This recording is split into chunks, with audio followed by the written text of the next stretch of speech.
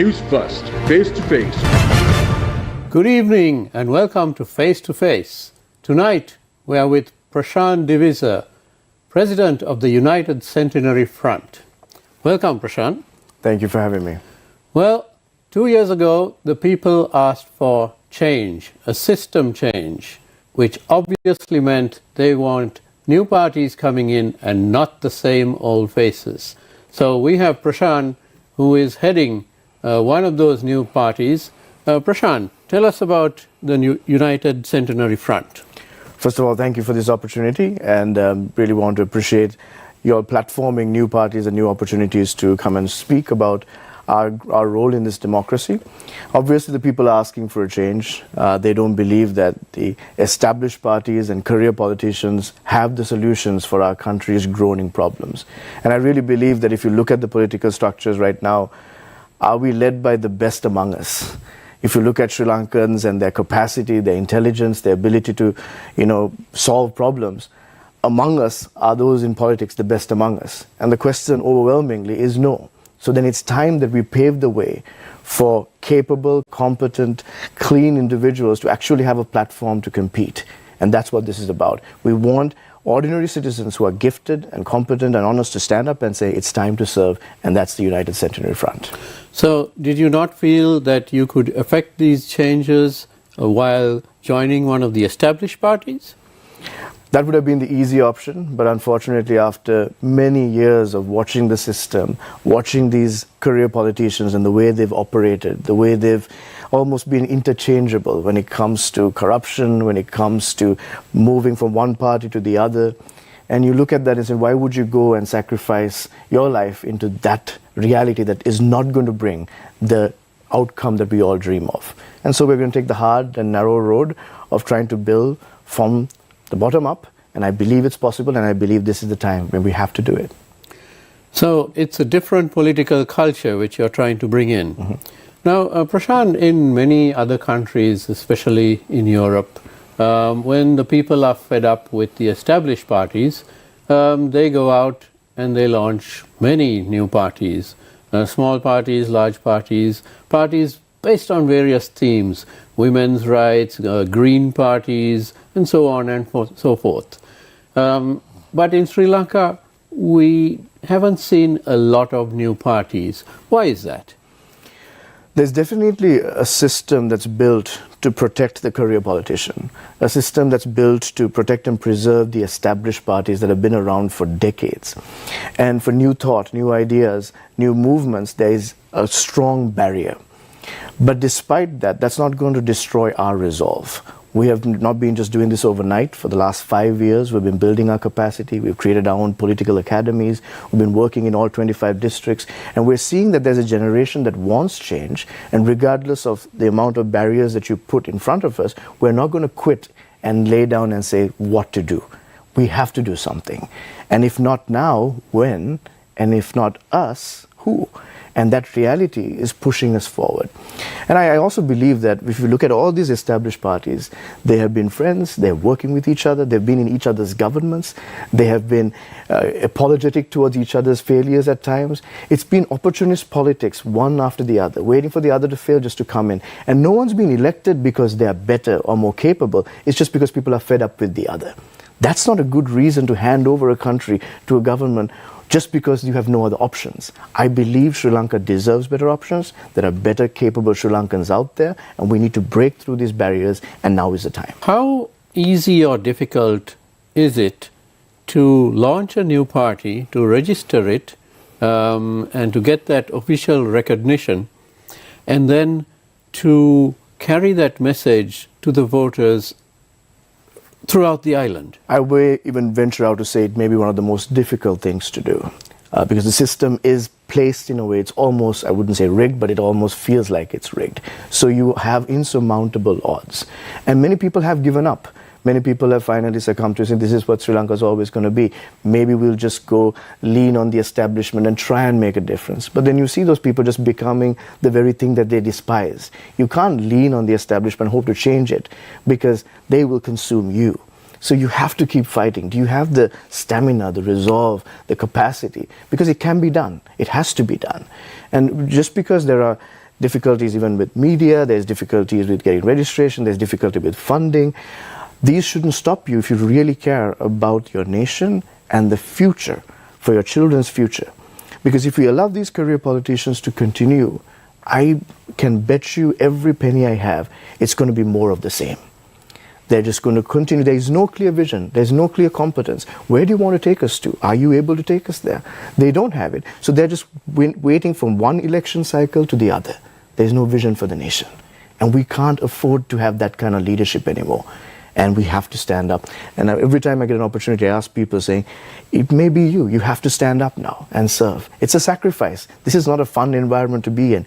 The establishment will pounce you down, try to destroy you. But if you don't stand up now, you will be governed by mediocrity. You will be governed by corruption.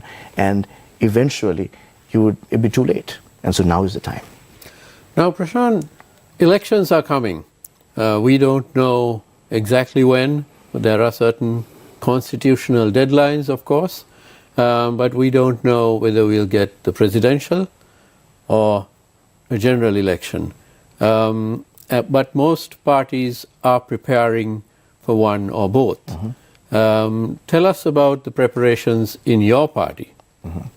So even then, if you could see, it should be very clear when an election is going to be held. It shouldn't be hidden to the benefit of the incumbent or the benefit of the establishment, for it's easier for them to organize themselves. But regardless, like I said, our resolve is far stronger than their conniving tricks. We are ready to compete in all 25 districts at the general election. We're hoping to compete at every polling division across this country. And we've been building our capacity, like I said, nearly 5 years now. And our goal is to make sure that citizens who want to serve, who are competent, who are willing to be held accountable, will have a platform to compete. And the beauty is our party is the most diverse party in Sri Lanka. 50% of the ethno-religious majority and 50% of all the other ethnic and religious minorities coming together. We can compete from the northernmost point of this country to the southernmost point of this country, and east to the west, because all religions, all ethnicities were coming together, young and old. 50% of our leadership are women. Not because it's a token, not because it's a quota, because some of our most competent, 50% are women. We have 35% under the age of 35. We've managed to build it. All these excuses, these established politicians are saying, oh, women are not coming forward, young people are not interested. That's all rubbish. We're seeing a total different narrative. And so we're ready and we're looking to compete. And we know it's not going to be easy, but we're going to be competitive. And this is not for a certificate of participation. We are competing to win as many as we can, and we're giving it everything we have. But out there at the grassroots in all these districts, you're competing with parties that have been established for 40, 50, 60 years. They've got the apparatus, they've got regional officers, they've got people who were born red or blue or yellow or green or whatever. How do you break through all that? Yeah. We have to break through it, and one thing we're seeing is the Aragale gave us a glimpse of hope. There was an awakening of the democracy or the citizens' desire to be part of active governance and hold the establishment or the politician accountable. And now we need to take a step further from that. And also there was an awakening of an inclusive Sri Lankan identity that, we can't be divided. They divided us, they pit us against each other so that they can continue to rob, they can continue to destroy, they can continue to govern in mediocrity. But that whole idea of we need to come together, we need to be vigilant, we need to be active citizens. And they realized the same blood-tainted hands, the same muddied hands, the same hands that have been in partnership with each other are not going to usher in a new era of prosperity and justice and equality. And so people are realizing we want an alternative. Even we did a national poll in all 25 districts just about a month ago. Over 80% of the population still say we are open to voting completely outside the known parties. They're open to that. So now we're trying to make sure, saying, if you're open to it, now take that step. Give opportunity. Let these career politicians be afraid. Be very afraid. Because if you're corrupt, if you're not transparent, if you are just an opportunist without solutions and just faking it, you need to be afraid. Because there's a new wave coming. Politics in Sri Lanka is all about horse deals, alliances. We see people jumping from one party to the other, military men joining professionals joining, various things are happening. But in your case, your party's case, are you allowing members of other parties to jump over and sort of cross over and join your party? What's the format here? So we have some very clear ideals that we are different from other parties. And if anybody wants to join us, they have to fulfill those requirements. Among them, one is you have to publicly declare your assets every year. You have to be held accountable. You cannot have any criminal record or any sort of misgivings when you were in power. At the same time, you need to declare your finances as a campaign when you ran for office. How much money did you spend? Who gave you that money? Whose pocket are you in now because of that? There needs to be some clarity on that. At the same time, you need to have competence. Career politicians, my biggest question is, they haven't won in a certain career. They haven't excelled. They haven't shown that they're the best and brightest. They've just been around, lingered around. And especially in a country that's now finding ourselves bankrupt, politicians have never seen success. And just because they've been around the longest, letting them take over is not going to work. What have you excelled in? What sort of problems have you solved? What sort of vision do you have? And so we ask 4 key questions before somebody wants to join us. Number 1, do you have character and integrity? We cannot compromise that. That has been the cancer of our society, this corruption, because people have sold their soul, and we cannot allow that. Number 2, compassion. Do you have empathy? Do you feel for the pain of the people? We're talking of stability. What's stability? Half the population is below the poverty line. Malnutrition among children is soaring. People are hurting right now. When we're in the villages, when we're even in the urban areas, the poverty is just crippling. Do you feel the pain and the urgency to respond and the responsibility that you have to serve them? Thirdly, we ask the question, are you competent? And the competence is not just academic. Professionally, are you able to deliver? But not just deliver, do you have a track record of good judgment? Because most of these politicians have been wrong for many years. Some of these parties 30 years ago thought violence was the way to bring about freedom. Then 15 years ago, they thought Mahinda Rajapaksa was the way to bring change. And now they're saying, their judgment. And finally, is the clarity of vision. Where are you taking us? Do you know your ideology? Do you know how you're going to accomplish it? Do you know where we're heading? If you don't have those things, then I don't think it's a wise decision to consider joining us. But Prashan, various political parties have from time to time paid lip service to this concept of bringing in professionals. The very idea of the national list, 25 or 29 MPs actually, who are appointed, was so that professionals can be brought in purely through appointments rather than having to go out there and canvass for votes. Then we have various parties which have come out with Viatmaga and various other formats, and hundreds of professionals have joined. But then once the election is over, that all seems to dissipate. They are no longer around, or they are no longer professionals. They turn into politicians. How is your party different in this respect? That's a great question. And that's when you have the inner circle of politicians, when they realize that their market value has diminished because last election's promises have not been delivered, they have been caught incompetent, then they try to now rebrand themselves by surrounding the core with what appears to be professionals. And they say, well, these people can do it. They're coming in. We're going to love it. But the truth is the core is just trying to survive. And it's almost like a symbiotic relationship where they're just living off that reputation for their existence. That's what career politicians have done in this country. But if you're creating a brand new entity that is not looking to survive politically, of just trying to play politics, but saying we want to deliver and we want to put the right person for the right job. Any party I could name right now, they're going to pick party seniority for the cabinet position as opposed to competence and the right person for the right job. None of them are going to be comfortable with independent commissions and independent groups, and no one is very clear on a national policy because they just want to do some initiatives now and walk away. But if you start brand new, you can start saying, we need the right person for the right job. We're not doing this because we want a cabinet position. We want to get into this situation to bring the right person. And we're even willing to say closer to the election, here's the cabinet.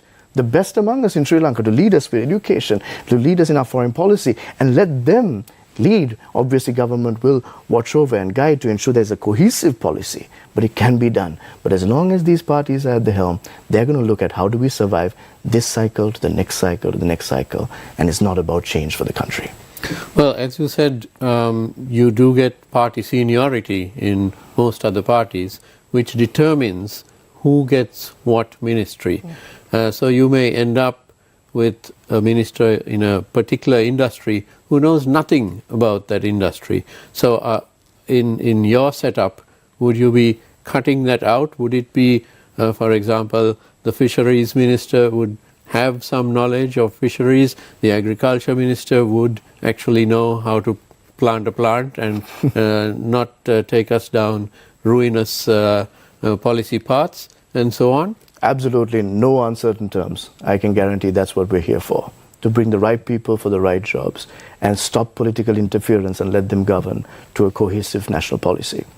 Because the truth is, when you allow incompetent individuals to continue to govern, the final product is always going to be mediocre. And what I've seen is, if you look at the Singaporean cabinet, if you look at countries that have been thriving, they have the best and brightest leading their nation, because this is their nation's future at stake. We can't allow to do this anymore. How many times have we had individuals who should have no business running anything? If they were in a company, you wouldn't even give them the janitorial service because you know they're not reliable. But just because they're seniors in the party, you're going to allow them to run this country. That has to end. I'm not going to throw the dice on my children's future on these parties anymore. I'm done. And I know the challenge is overwhelming, but we're in it, and we're in it to win it, and we're going to give everything we have. And we're not done in one cycle either. We have given the next 25 years of our life. We're going to give it everything we have to bring about transformation in Sri Lanka. And for those who are watching, we want to humbly ask you, it's time to stand up and serve. Don't believe in any of these parties. They're all each other's friends. They're in it for themselves. They're opportunist politicians. They have no vision for the country. And it's time that good people in Sri Lanka stand up and say, let's govern ourselves and build the country that we deserve. So you said you're in it to win it.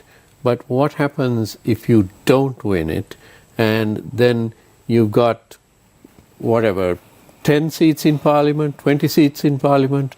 With that, what would you do? Because there's a high likelihood right now, although polls are rather sketchy in this country, but there's a high likelihood of a hung parliament, in which case there'd be a lot of horse dealing and alliances, coalitions, all kinds of things, which we can't even imagine right now.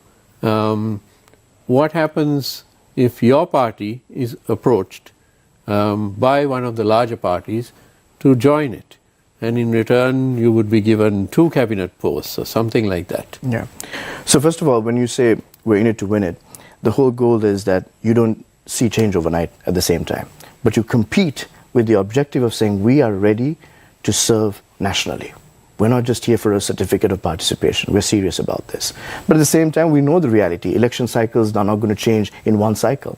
And we have a vision for Sri Lanka when we are 65, 100 years of independence. We came up with this vision 5 years ago, saying when we retire, what's the sort of country we want to leave for our children? And we started saying, for these 10 milestones to happen by 2048, what sort of legislative policies need to be pushed? What sort of structural changes need to happen? What sort of competent individuals need to come into the right positions? And we've been working on this. So we know exactly the legislative changes we want to see. We know the bills that we'll be for, and we know the bills we're going to be against. We know what sort of things that we want to do. So even in Parliament, we will be advocating for it. We are not going to be somebody's slave or somebody's. We are there with a purpose. And at the same time, when there are good policies, we don't care who gets the credit. That's the other problem. Most of these parties, they know that maybe the opposition is doing something good, but that's too much political power for them, so they will intentionally disrupt. This is the nation's interest. And if there are good things, stand for it, support it. And when there are things that are horrible for the nation's future, stand up with some resolve and fight it until you defeat it. And we need that kind of resolve back in Parliament. You know, people are snoring and sleeping through while policies are made that's going to destroy our children's future. They just don't care. Where is that resolve? Where is that passion? Where is that commitment? Those sort of people are there. We need to get them in to the House of Parliament. In Sri Lanka, a party is voted in, or a coalition of parties, and from the word go, it's one surprise after the other. The present government has enacted so many bills through Parliament, many of them controversial, and all these came as a surprise to many. So the problem is there's no set plan. There are manifestos which are then just chucked out. Would you give such a document which you would stand by, and that would be your plan, where you would detail exactly what a government would bring through Parliament, and also policies, policies on agriculture, policies on VAT, where it's not overnight, increased up, policies on energy, and so on and so forth, transportation, health, all that. Absolutely. So when you look at our vision for Sri Lanka, at those 10 milestones at 2048, and then we have 14 policy committees that have been working for the last 2 years to refine these areas, to look at best practices in other countries that are similar to our context, to look at subject matter experts, Sri Lankans at home and abroad. How do we start? We start conversations with them. We've started conversations with certain governments on how did you figure this out on agriculture? How is this on AI? What's really happening? How are we ready for that reality? And so these are teams that are working, and it's beautiful because our teams are Sri Lankans in Galle, Jaffna, or Canada, Sri Lankans in Australia, or across, having these conversations.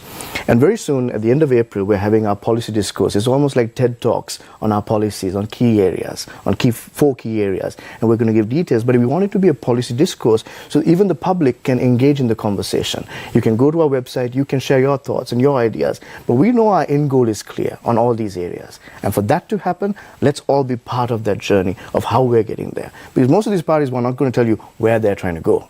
They're just telling you the problem and how sad it is and how that person is responsible and how they can fix it. How? No, we'll come and do it. That's not good enough for us. We need to be able to show that. So that discourse is going to be part of our conversation.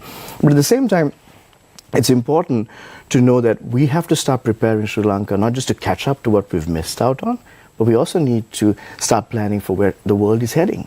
We can't always be playing catch up. We can't always be behind the curve. And so we have to look at it futuristically, but also realistically of how things are going. And unfortunately, the level of intelligence and competence among the average politician is not at a level to play at that. So you need to bring in new people and new blood who have that ability to think. And I think we can chart that new territory. I'm afraid time is running down, but I have one final question for you, Prashan, which is the local government elections, much delayed for years, and local government is the very bedrock of democracy. I may not even know who my member of parliament is because it's district-wide. That MP represents the district. He may live in another town. I don't know him. I can't go and knock on his door. Probably get arrested or turned away or something.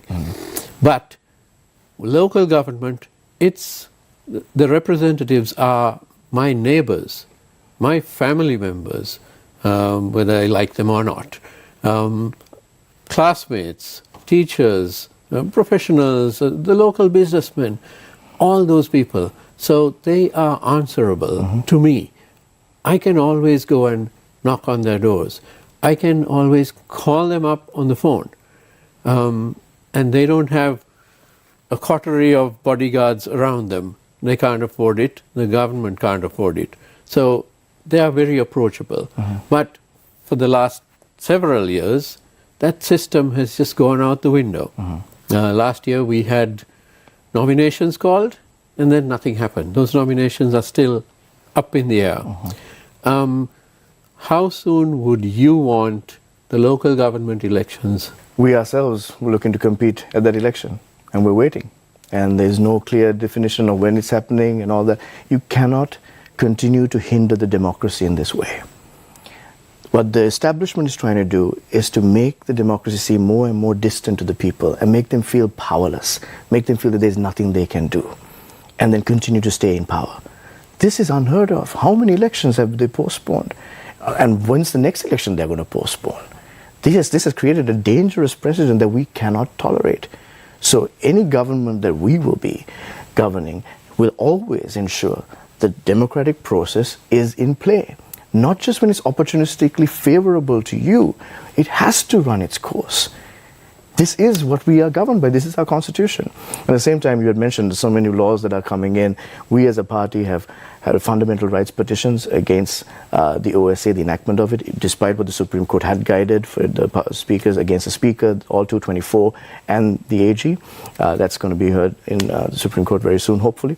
And then at the same time, we have taken against the Anti-Terrorism Act. Because we see these acts are also trying to destroy the democracy and take away the will of the people and suppress us to the dominion of this tyranny. And that has to end.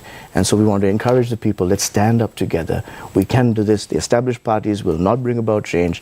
Let's band together to bring out a true transformation in this country. And I'm afraid that's all the time we have tonight. Thank you very much to our guest, Prashan De Visser. Thank you. President of the United Centenary Front. Enjoyed having you. Please don't go away. Thank you very much for watching, and good night.